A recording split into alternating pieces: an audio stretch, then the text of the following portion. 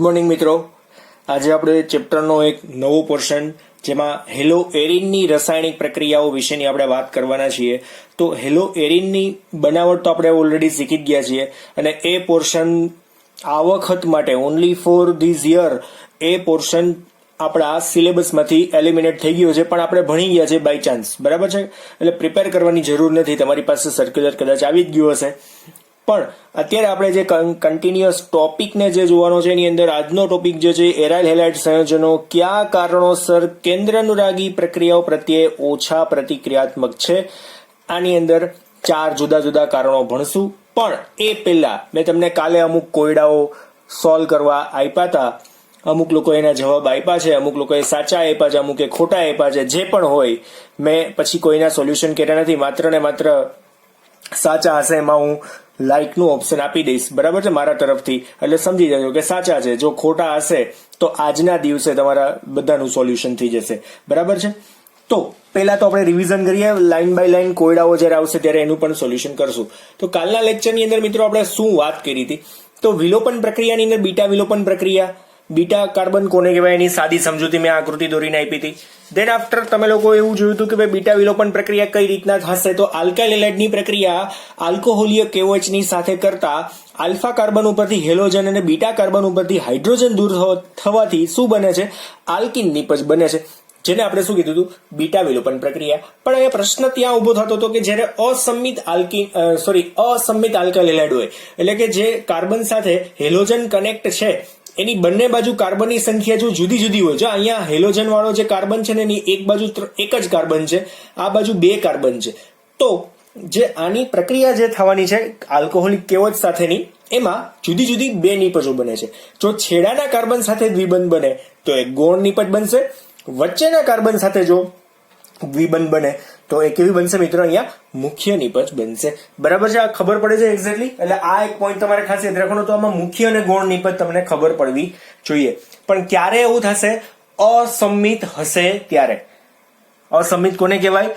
ક્રિયાશીલ સમૂહ ધરાવતો કાર્બન એક બાજુ એક જ કાર્બનથી છે અને એક બાજુ 2 કાર્બનથી છે, એટલે કે કાર્બનની સંખ્યા જુદી જુદી હોય તો એને આપણે શું કહી શકીએ? અસંમિત કહી શકીએ, બરાબર છે. પહેલા તો આટલી ખબર પડી, કેમ કે આનો એક MCQ મેં પૂછ્યો, એક ક્વેશ્ચન પૂછેલો છે તમને, એટલે બહાર દઉં છું.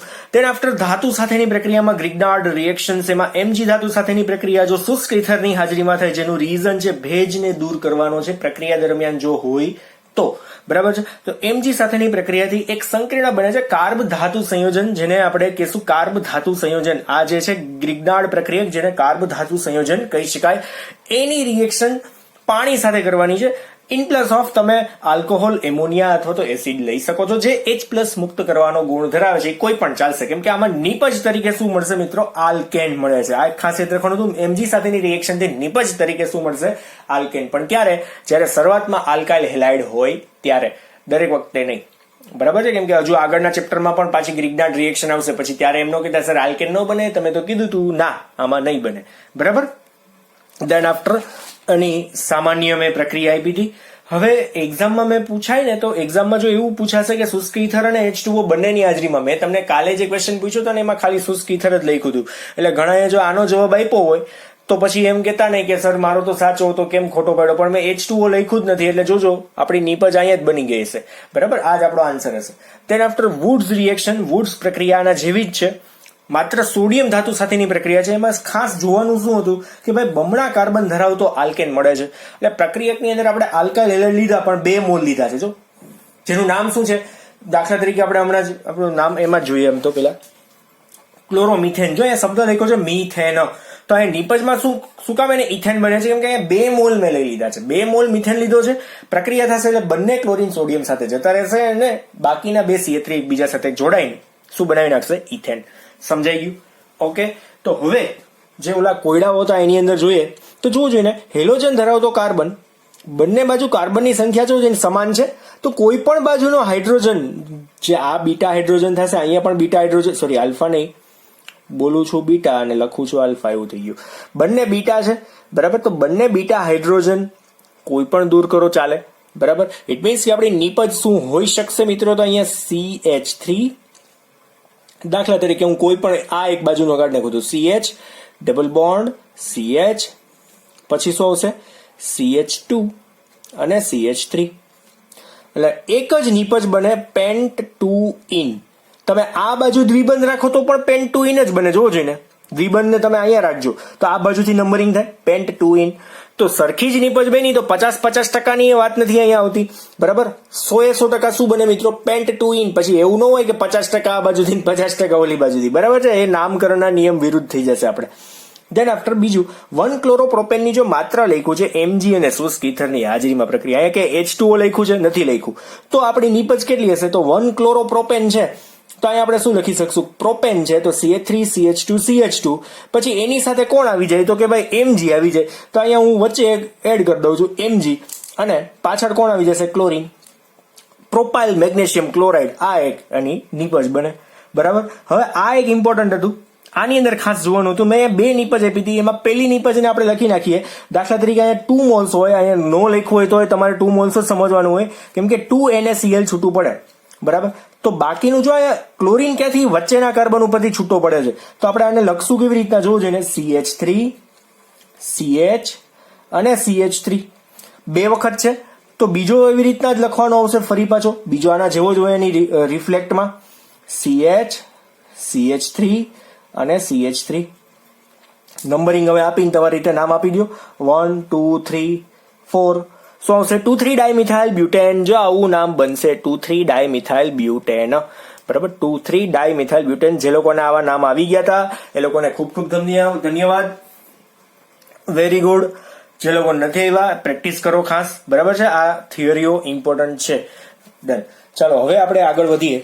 હેલો એરિન સંયોજનોની જે પ્રક્રિયા છે એની અંદર કેન્દ્રાનુરાગી પ્રક્રિયાને કયા કયા એવા પરિબળો છે કે જે અસર કરે છે, કાં તો હેલો એરિન સંયોજનોની અંદર એવા કયા કારણોને લીધે કેન્દ્રાનુરાગી પ્રક્રિયાઓ શક્ય બનતી નથી. બરાબર, તો એ આપણે જોઈએ. કાં તો પ્રતિક્રિયાત્મકતા સાવ એટલે સાવ ઓછી હોય છે, એનું આપણે કારણ લખીએ. તો સૌથી પહેલા ટોટલ 4 જે રીઝન છે એમાં સૌથી પહેલું રીઝન આપણે લખીએ અહીંયા. સૌથી પહેલું આમ તો પિંક કલરથી લખીએ એટલે સંસ્પંદન અસર. સંસ્પંદન અસર. હવે સંસ્પંદન અસર આમાં કઈ રીતના મેટર કરે છે તો લખીએ આની અંદર. હેલો એરિન સંયોજનોમાં હેલો એરિન સંયોજનોમાં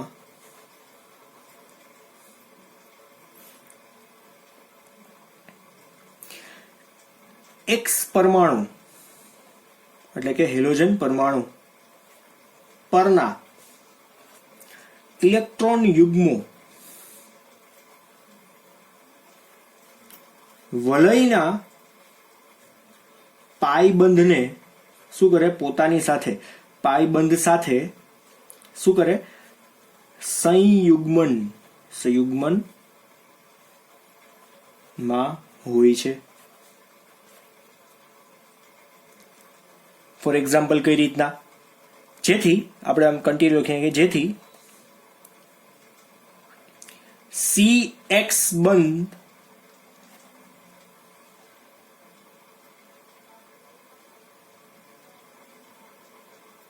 દ્વિબંધ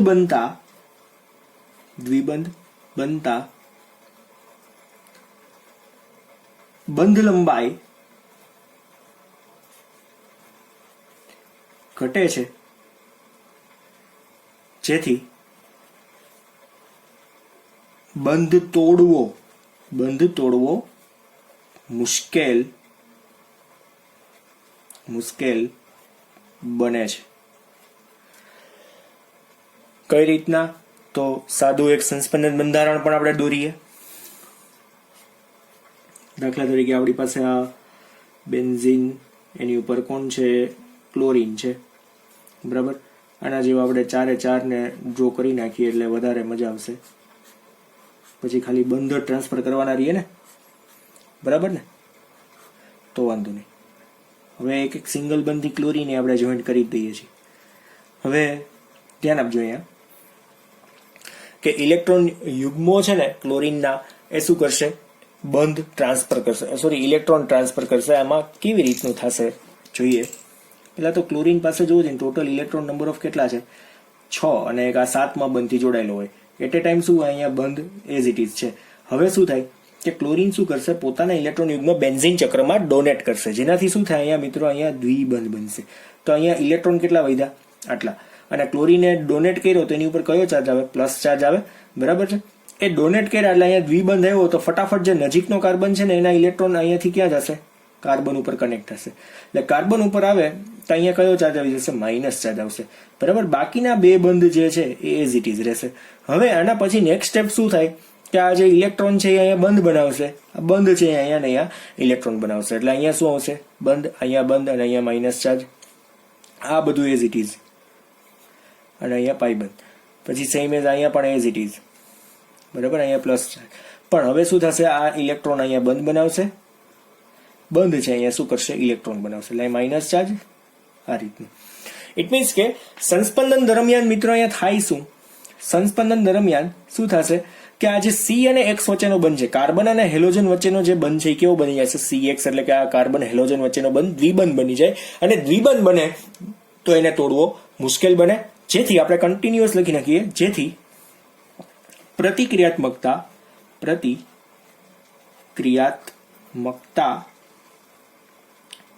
ઘટે છે. સમજાય છે? ટૂંકમાં ઓછા પ્રતિક્રિયાત્મકનું રીઝન થઈ ગયું સંસ્પંદન અસર. સૌથી પહેલું કે સંસ્પંદનના કારણે શું થાય, તો હેલોજન છે એ શું કરશે, એની સંસ્પંદન અસરના લીધે એ જે બંધ છે એ કેવો બનાવી નાખશે, દ્વિબંધ બનાવી નાખશે, જેથી બંધ લંબાઈ ઘટી જાય. તેથી બંધને તોડવો, બંધ લંબાઈ ઘટે તો બંધને તોડવું મુશ્કેલ બને, બરાબર છે. કેમ કે તમને લોકોને ખ્યાલ છે કે આલ્કેન કરતા આલ્કીનની અંદર બંધ લંબાઈ કેવી હોય છે, ટૂંકી હોય છે.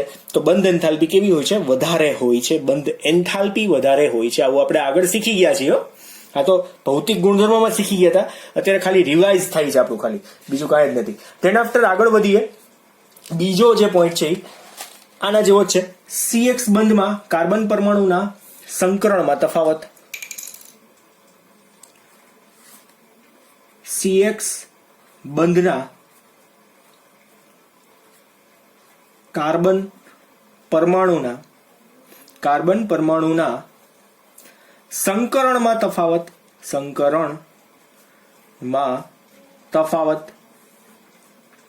તો એમાં શું આવી શકશે, તો આપણે એમ કહી શકશું અહીંયા હેલો આલ્કેન કરતા હેલો એરીનની અંદર સંકરણ કેવું જુદું કંઈક જોવા મળે છે. તો સૌથી પહેલા આપણે એક્ઝામ્પલ જ દોરી નાખીએ અહીંયા સીધો.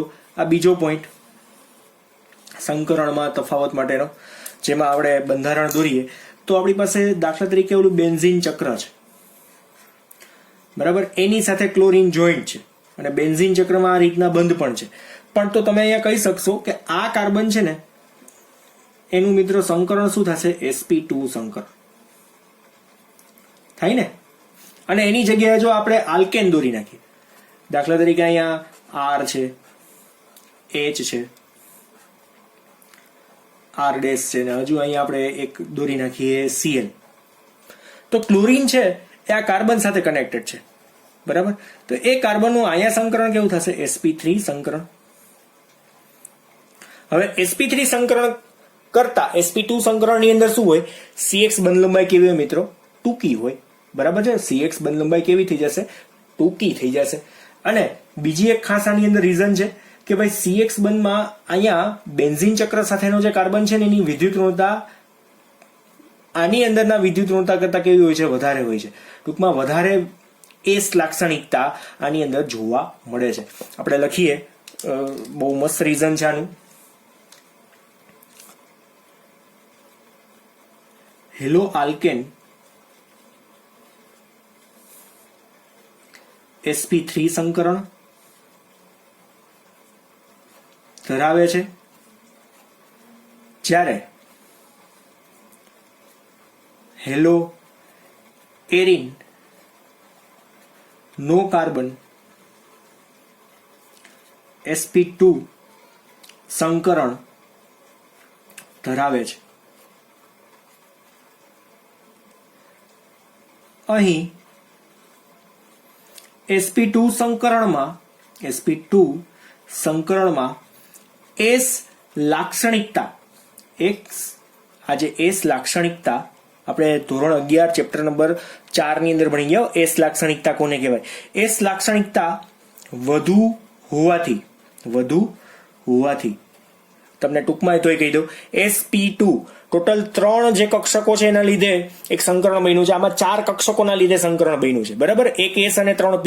તો આની અંદર S પ્રકાર 25% જ હોય, આની અંદર S પ્રકાર કેટલો હોય 33% હોય. તો અહીંયા sp2 સંકરણમાં S લાક્ષણિકતા વધુ હોવાથી આપણે એમ કહી શકીએ કાર્બનની વિદ્યુત ઋણતા, કાર્બન વધુ વિદ્યુત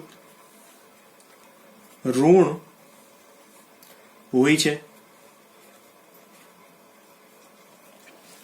તેથી આપણે શું કહી શકશું, CX બંધ લંબાઈ, તેથી હેલો આલ્કેન ની CX બંધ લંબાઈ કેટલી છે? તો આપણે એપ્રોક્સિમેટ હેલો આલ્કેનની જો જોઈએ ને તો હેલો આલ્કેનની થશે 177 pm અને હેલો એરિનની CX બંધ લંબાઈ કેટલી થશે? અહીંયા 169 જ છે, 169 pm છે.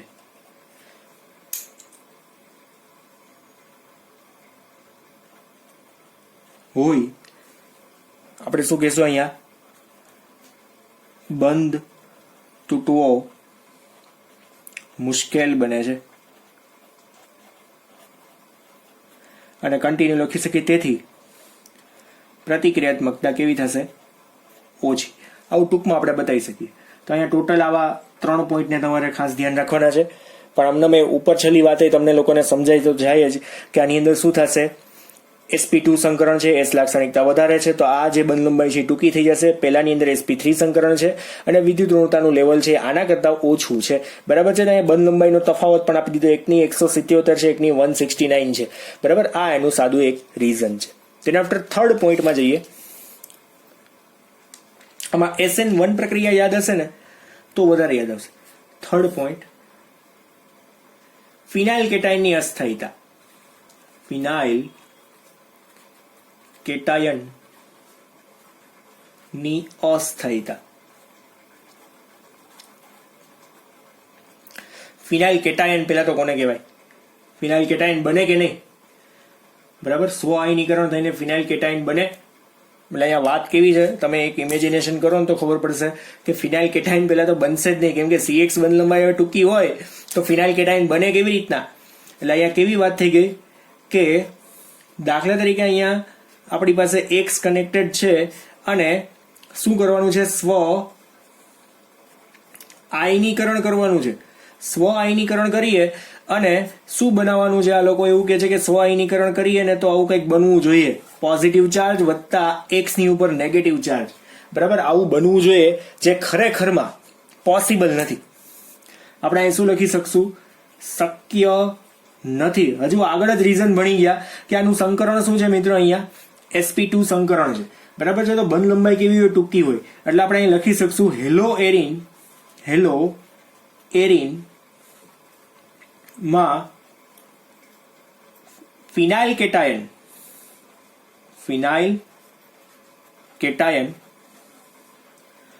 સંસ્પંદન દ્વારા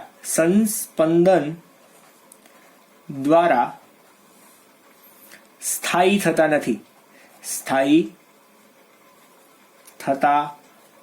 નથી. એટલે આની અંદર સંસ્પંદન થતું નથી. બીજી એક ખાસ વાત, સંસ્પંદન દ્વારા સ્થાયી થતા નથી અને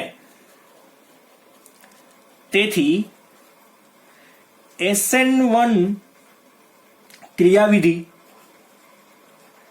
SN1 પ્રક્રિયાની જે ક્રિયાવિધિ છે એની પણ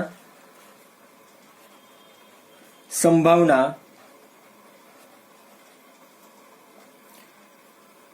જોવા મળતી નથી.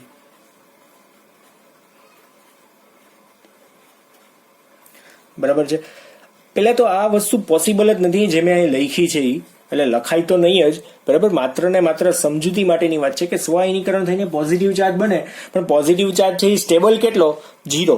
કેમ કે પ્લસ ચાર્જ છે એનું સંસ્પંદન ક્યારેય થતું નથી. શબ્દો ખાસ પકડજો, અહીંયા સંસ્પંદન દ્વારા પ્લસ ચાર્જ જે છે ફિનાઇલ કેટાયન, આને આપણે આમ શું કહી શકશું? ફિનાઇલ કેટાયન.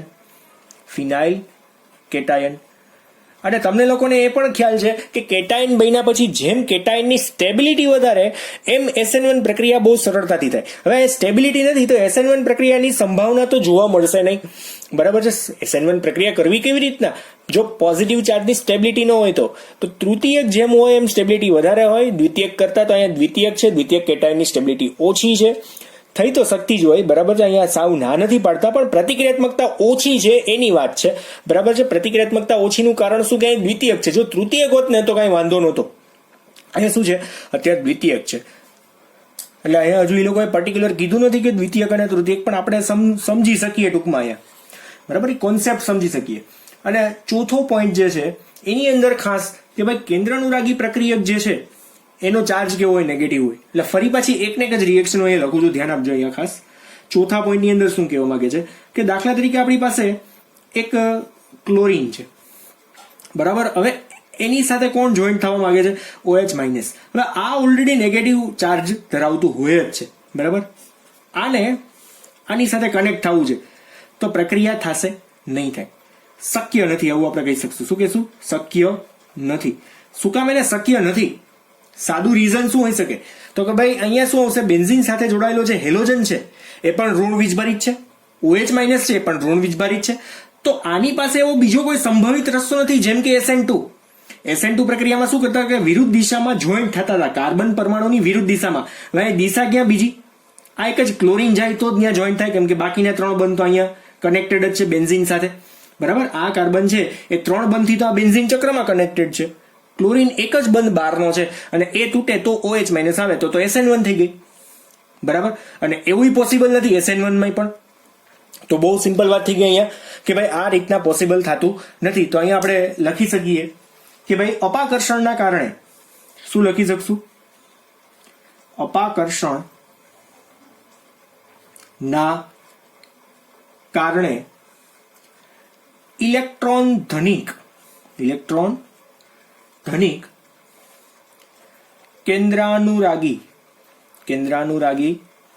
પ્રક્રિયક આપણી પાસે કોણ છે અત્યારે? અહીંયા OH માઇનસ છે, બરાબર. ની પ્રક્રિયા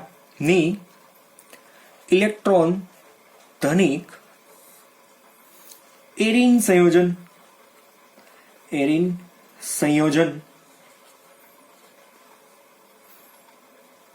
તરફ જવાની સંભાવના શું થાય છે? ઘટી જાય છે. તેથી શું થશે? અહીંયા પ્રતિક્રિયાત્મકતા ઓછી. અપાકર્ષણને કારણે ઇલેક્ટ્રોન ધનિક જે કેન્દ્રાનુરાગી પ્રક્રિયક છે એની ઇલેક્ટ્રોન ધનિક એરિન સંયોજન તરફ જવાની જે સંભાવના છે કેવી થઈ જાય મિત્રો? અહીંયા ઘટી જવાને લીધે આ પ્રક્રિયા પોસિબલ થશે નહીં. અપાકર્ષણ થાય, જોઈન્ટ જ કેમ થવું? બરાબર છે. તો બસ આ સિમ્પલ રસ્તો છે. ટોટલ 4 મુદ્દાઓ, બહુ સિમ્પલ 4 મુદ્દાઓ જે છે એ તમે જોઈ ગયા. હવે સાદા એક એક્ઝામ્પલ જોવાના છે કે હાઇડ્રોક્સિલ સમૂહ દ્વારા જે વિસ્થાપનની પ્રક્રિયાઓ છે એ અમુક પ્રક્રિયા પરિસ્થિતિની અંદર થાય છે. અહીંયા સ્વઆયનીકરણ કે સામાન્ય પરિસ્થિતિમાં સીધું વિસ્થાપન નહીં, પણ કોઈ એક દબાણ, તાપમાન અને પ્રક્રિયા પરિસ્થિતિની અંદર હેલો એરિન સંયોજન છે એની હાઇડ્રોક્સિલ સમૂહ વડે વિસ્થાપન પ્રક્રિયા કઈ રીતના પોસિબલ થાય છે એ આપણે જોઈએ, બરાબર. ધ્યાન આપજો, અહીંયા સાદા એક્ઝામ્પલો જ છે અને બહુ સહેલા છે. 3 કે 4 એક્ઝામ્પલ છે. આપણે ક્રિયાવિધિ ઉપર ધ્યાન દેવાના નથી, કેમ કે ઓર્થો અને પેરા છે એ બેટા કરતા વધારે પ્રતિક્રિયાત્મક છે. એવાની અંદર એક પોઈન્ટ પણ આવશે, એ આપણે ઓરલી હું તમને કહી દઉં છું, તમે લોકો લખી નાખશો. લખીએ પોઈન્ટ શું છે આજનું. હાઇડ્રોક્સિલ સમૂહ દ્વારા હાઇડ્રોક્સિલ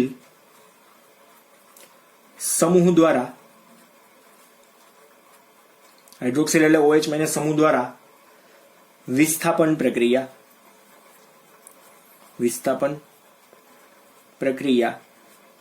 3 માર્કનો ક્વેશ્ચન છે મિત્રો. આ પૂછાયેલો પણ છે અને છોકરાઓ કન્ફ્યુઝ પણ થયેલા છે કે કયો જવાબ લખવો. એટલે આ ખાસ હાઇડ્રોક્સિલ સમૂહનું હેલો એરિન સંયોજનો સાથેની પ્રક્રિયા કરવાની છે. 3 માર્ક્સનો ક્વેશ્ચન છે. સામાન્યતઃ કઈ રીતના પ્રક્રિયા થઈ શકે છે? ડાઉ પદ્ધતિ છે. ડાઉ પદ્ધતિ ટૂંકમાં ફોર એક્ઝામ્પલ, સૌથી સામાન્ય એક્ઝામ્પલથી આપણે શરૂઆત કરીએ કે આપણી પાસે ક્લોરીન એટલે કે ક્લોરોબેન્ઝીન છે. ક્લોરોબેન્ઝીનની પ્રક્રિયા કોની સાથે કરવાની છે? તો સૌથી પહેલા તો NaOH, બરાબર, 623 કેલ્વિન તાપમાન અને 300 atm એટમોસ્ફેરિક પ્રેશર છે. અને આ પહેલી પરિસ્થિતિ છે. પહેલા તો બીજી પરિસ્થિતિ કઈ કેવી છે? એસિડિક માધ્યમમાં H+ ની હાજરીમાં શું થાય છે એ આપણે અહીંયા જોવાનું છે. બરાબર, તો સામાન્યતઃ સૌથી પહેલા આ H+ ને આપણે જો ઉમેરી દઈએ ને તો મિડ પ્રોડક્ટ શું બને એને આપણે જો તમારે જોયું હોય કે ખાલી આ NaOH સાથેની પ્રક્રિયા જો કરીએ ને તો મિડ પ્રોડક્ટ શું બને મિત્રો? અહીંયા ધ્યાન આપજો. NaOH 623 kelvin temperature and 300 atm pressure. આવી રીતની રિએક્શન થાય તો આપણી પાસે એક નિપજ કેવી બનશે? જોજો અહીંયા ONA, આટલો જ ભાગ ONA. આ H છે ને એ Cl સાથે શું બનાવશે? -H અને અહીંયા બનશે Cl. -H અને બીજું શું બનશે? Cl. તો અહીંયા નીચે તો એઝ ઇટ ઇઝ આ બધું હતું એમને જ રહેશે. આનું નામ શું બનશે? Sodium phenoxide. Sodium phenoxide. હવે સોડિયમ ફિનોક્સાઇડની H+ સાથેની પ્રક્રિયા, તો H+ ઇટ મીન્સ આપણે શું કરશું? ધ્યાન આપજો અહીંયા H+ ઇન પ્લેસ ઓફ આપણે HCl એડ કરી દઈએ. બરાબર, તો શું છૂટું શું પડશે મિત્રો? અહીંયા તો આપણી પાસે જોજી ને Na તો હતા જ, બરાબર, એની સાથે કોણ આવી જશે? આ HCl નો ક્લોરીન. તો H ક્યાં જતો રહેશે? આ O ની સાથે. એટલે આપણી ફાઇનલ નિપજ શું બનશે? O ની સાથે કોણ આવશે મિત્રો? અહીંયા નવો H. અને અહીંયા જે નિપજ બને છે એને આપણે શું કહી શકશું? ફિનોલ. શું નામ બનશે અહીંયા? ફિનોલ. આ પહેલી રાસાયણિક પ્રક્રિયા છે. જો અહીંયા કોમન રિએક્શન લખ્યું તો આ રીતના થાય અને આ ખરેખરમાં આ રીતના સ્ટેપ છે એના, બરાબર છે. વચ્ચે સોડિયમ ફિનોક્સાઇડ બને છે, ધેન આફ્ટર ફિનોલ બને છે. આ રીતના આખી રિએક્શન પોસિબલ થઈ જાય. માઇનસ આવશે, બરાબર. તો અહીંયા તમે વધારાનું એડિશન કરવું હોય તો કરી શકો ખરી. અહીંયા સાથે સાથે જ શું કરી શકાય? -HCl NaCl, બરાબર થાય ને આવું. પણ આમાં H+ એટલે કે અહીંયા શું લખી શકશું આપણે? અહીંયા HCl. તો જ તમને ખબર પડે ને કે પહેલામાં HCl છૂટો પડે છે, બીજાની અંદર શું થાય? NaCl છૂટો પડે છે અને HCl ઉમેરાય છે પાછો. એટલે વળી પાછું કન્ફ્યુઝન નો ભેગું થાય. બરાબર, આવું લખી શકાય ખરી, ન લખીએ તો ચાલશે ખરી. બરાબર, આમાં બાય પ્રોડક્ટ ના લખીએ તો કોઈ માર્ક્સ કાપી શકશે નહીં. દેન બીજી રિએક્શનો જોયાની અંદર હવે ઓર્થો અને પેરાસ વિસ્થાપિત સમૂહો સાથેની પ્રક્રિયા જોવાની છે. તો આની અંદર હેલો એરિન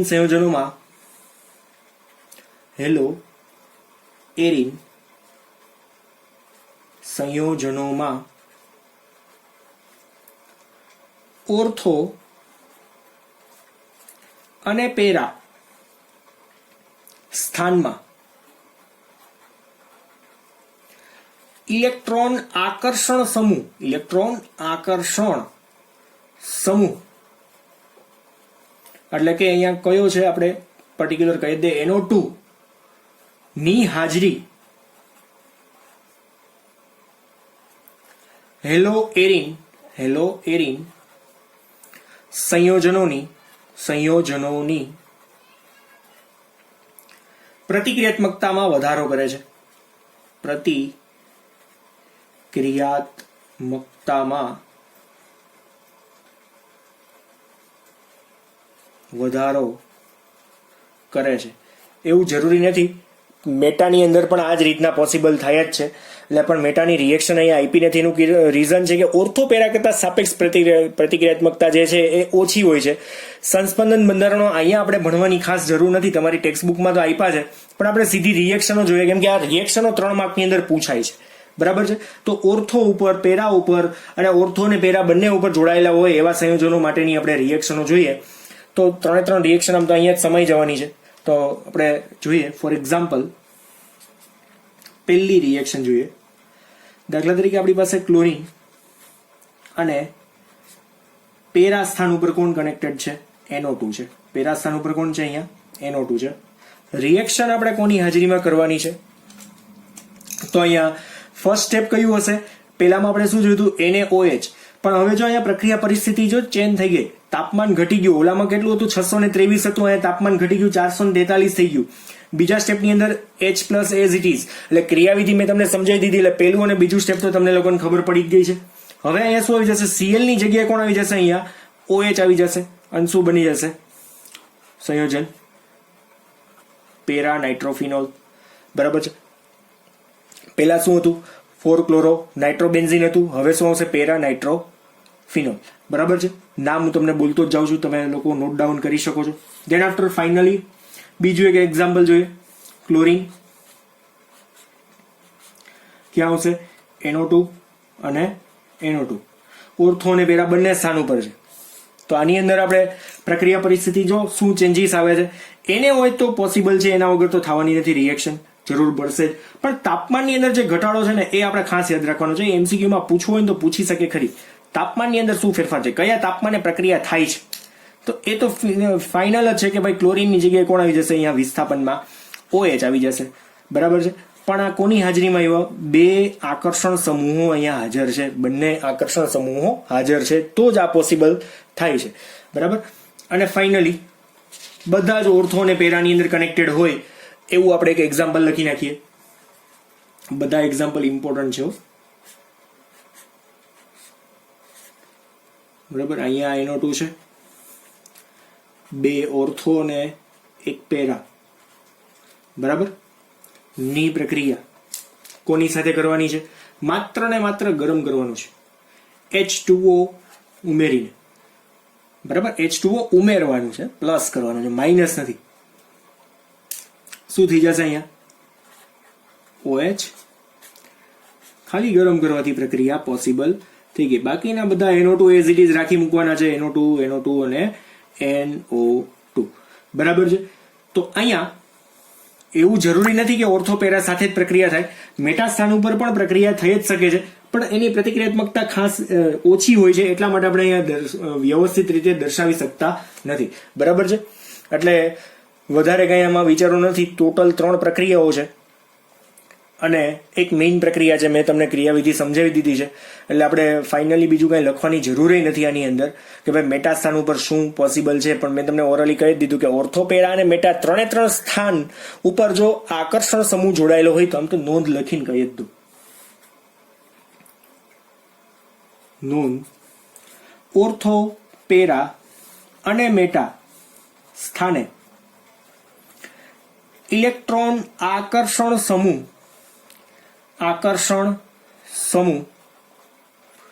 જોડાયેલ હોય તો હેલો એરિન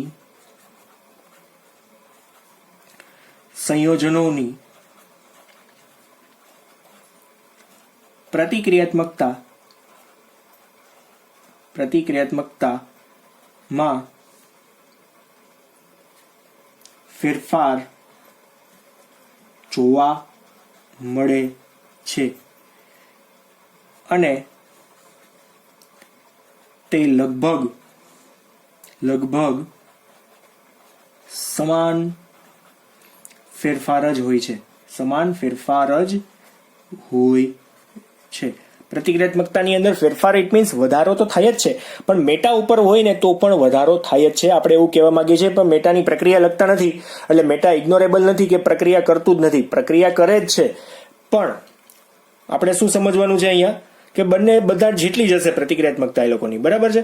અને તમારી ટેક્સ્ટ બુકની અંદર જે ત્રીજું એક્ઝામ્પલ પણ આપેલું છે મેટાવાળું, કે ભાઈ નાઇટ્રો સમૂહ જે છે ને એ ક્યાંય ઇન્ટરફિયર કરતો જ નથી. એ આખું સંસ્પંદન દરમિયાન નાઇટ્રો સમૂહ છે એઝ ઇટ ઇઝ પડ્યો રહે છે, સાઈડમાં જ રહી જાય છે. અને OH છે એની રીતે જે પ્રક્રિયા કરવાની છે વિસ્થાપનની પ્રક્રિયા, એ વિસ્થાપનની પ્રક્રિયા OH પોતાની રીતે કમ્પ્લીટ પણ કરે છે. બરાબર. તો અહીંયા બહુ વ્યવસ્થિત કોન્સેપ્ટ આપણો આખો પતી ગયો છે. હવે ચેપ્ટરનો લાસ્ટ પોર્શન એની આમ તો એક એક્ઝામ્પલ જે વચ્ચેના લખાણ સંબંધિત 3 પ્રશ્નો છે એ પૂરા થાય એટલે આપણું ચેપ્ટર અહીંયા પૂરું થઈ જવાનું છે. અને હેલો એરિન સંયોજનોની ધાતુ સાથેની રાસાયણિક પ્રક્રિયાઓ છે એના વિશેની વાત આપણે લાસ્ટ લેક્ચરની અંદર કરશું. એટલે હવે જે આપણે બાકી છે ને એક જ પોર્શન બાકી છે, ટેક્સ્ટ બુકના પેજ નંબર 316, એ એક ચેપ્ટરનો પોર્શન બાકી રહ્યો છે. બાકીના નવા સિલેબસ મુજબ, it means only for this year, નવા સિલેબસ મુજબ એ બાકીના પોર્શનો નીકળી ગયા છે. આ એક પોર્શન બાકી છે. 316 નંબરનું પેજ જે છે એ આખું એમાં 3 કોયડા અને આગળની એક થિયરી જે છે એ. ઓકે, તો મિત્રો આજે જે આપણે ભણ્યા છે એની અંદર આ 3 રિએક્શનો, આ મેઇન રિએક્શન અને આ જે હતી એ જે ક્રોસ જેની અંદર છે, બરાબર છે. આ ક્રિયાવિધિ જે આખી છે એ આને ખાસ યાદ રાખજો. ડન. અને આગળ જે આપણે જોઈ ગયા હતા એ શું હતું? CX બંધની અંદર ટૂંકમાં હેલો એરિન સંયોજનોની પ્રક્રિયાની અંદર એરાઇલ હેલાઇડની કેન્દ્રાનુરાગી વિસ્થાપન પ્રક્રિયાઓ પ્રત્યેની પ્રતિક્રિયાત્મકતા. ડન. આ 4 મુદ્દાઓ હતા. સંસ્પંદનની અંદર અસર, સંકરણની અસર, અસ્થાયી ફિનાઇલ કેટાયન અને લાસ્ટ હતું બંને નેગેટિવ હોય તો પ્રક્રિયા પોસિબલ થશે નહીં. ડન. ઓકે, તો અહીંયા સુધી રાખીએ આપણે. Thank you.